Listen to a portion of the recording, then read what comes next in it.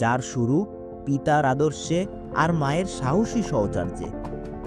বগুড়া থেকে যাত্রা, ছুটে বেড়ানো সারা বাংলায় 1991, 1996, 2001 প্রতিটি নির্বাচনে মায়ের পাশে থেকে তৃণমূলের হৃদয়ে গড়ে তুলেছেন আস্থা। নির্বাচনে দাঁড়ানোর প্রস্তাব ফিরিয়ে মন দিয়েছেন সংগঠনের ভিত মজবুত করতে।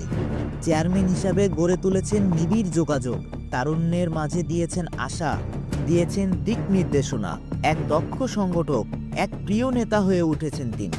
বাধা এসেছে, ষড়যন্ত্রের জালে পড়তে হয়েছে, নির্যাতন সয়েছেন, নির্বাচনেও যেতে হয়েছে, তবুও তিনি দমে যাননি।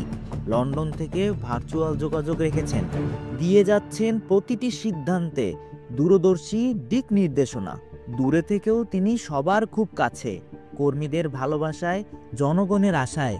তারেক রহমান এক অদম্য সংগঠক, এক অবিচল নেতা, যিনি প্রতিকূলকেই বানিয়েছেন পথ চলার এক প্রেরণা।